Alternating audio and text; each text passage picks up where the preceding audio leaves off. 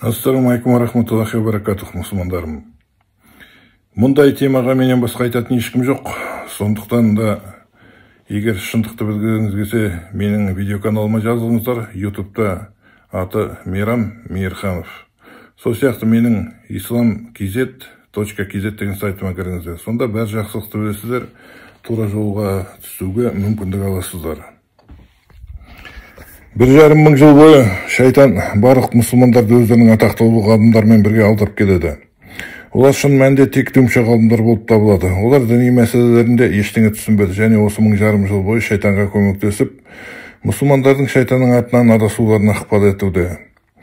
Осындай мәселелердің бірі дәретханада Құран оқу. Дүмше ғалымдар бүкіл мұсылмандар дәретханада жын шайтандардың мекендейтін жері және нәжістің орталық, сондықтан онда Құранды оқуға болмайды деп сендіріп келді осы уақытқа дейін. Осылайша дүмше ғалымсақтардың арқасында дәретханада жындар адамдарға не істегілері келсе соны істеді және оларға адамдардан ешкім кедергі болмады. Дәретхананың лас жер екенін ешкім дау айтпайды.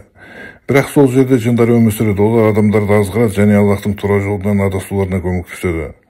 Сондықтан олар үйден кез келген жолмен қуып жіберу керек. Жындарды қуып шығарудың ең тиімді әдісі Құранды оқу болып табылады. Сондықтан дәретханада жындарды шығаруға көмектесетін сүрелер мен аяттарды оқыңыздар.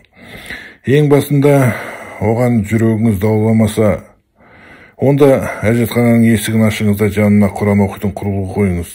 Сонда жындар сіздің үйден қашып кетеді. Құранның жындарға әсер етуі, Құранның жындарға әсер ету үшін жындар Құранды тыңдауы керек. Яғни Құран олардың құлағына жету керек. Бұл ең басты мәселе. Көптеген адамдар үйде Құран оқу жындарды қуып шығару үшін жеткілікті деп ойласа, онда олар қателеседі. Жоқ, жындар құлақтарын қолдарымен жауып, наушниктерін киіп, сізге жақын жерде немесе көрші бөлмеде бола береді. Сондықтан үйдің барлық есіктерін ашып, ойнатқыштың дауысын ең қаттысына қою керек. Мұны істеу үшін мен Қытайдың арзан ойыншықтарын емес, қуатты музыкалық орталыққа ие болуды ұсынамын. Музыкалық орталық дегеніміз музыкальный центр. Нәжістің қасында дәретхананың ішіне Құран оқуға рұқсат етілгендігі туралы Айшадан келген хадиста былай айтылады.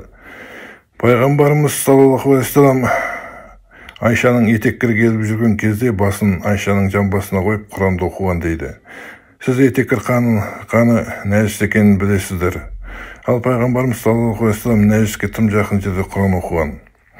Барлық дүмше ғалымдар дәретхана туралы әңгіме болғанда анасынан келген өтірік хадисті келтіреді.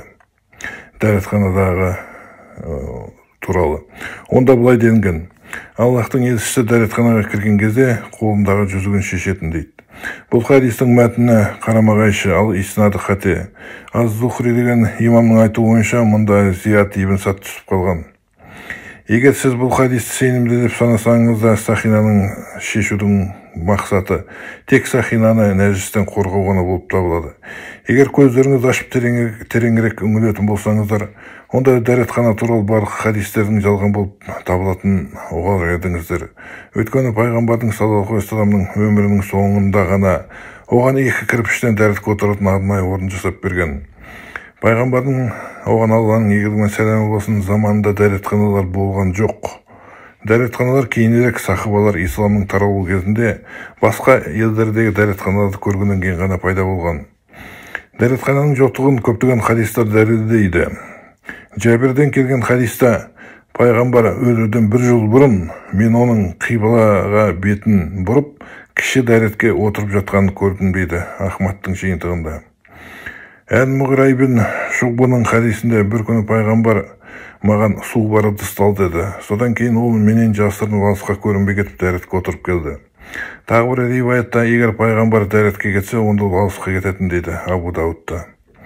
Хузайфаның хадисінде бір күні пайғамбарымыз саллаллаху алейхи вассалам түрегеп тұрып кіші дәретке отырғанын, ал өзінің оның артында тұрғандығы айтылған. Ибн Омардың хадисінде бір күні мен Хапсаның үйінің төбесіне көтеріліп пайғамбарды көрдім.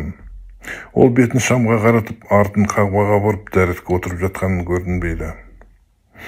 Жоғарыда айтылғандардан көріп отырғаныңыздай, дүмше молдалардың артынан адасып кетпес үшін діннің түпнұсқасын ғана ұстаңыз. Ол Құран мен Құранға қайшы келмейтін сүннет қана болып табылады. Ал егер дүмше ғалымсымақтар мен дүмше молдалардың шатпырағының артынан еріп кетсеңіз, онда осы адасқан көп сектанттардың бірі болып қаласыз.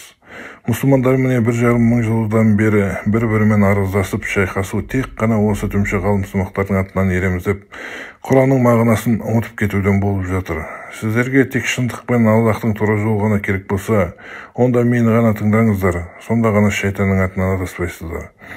Барлық сансыз, шексіз, шетсіз мақтаулар мен мадақтаулар тек қана жаратушы иеміз Аллахқа ғана болсын. Амин.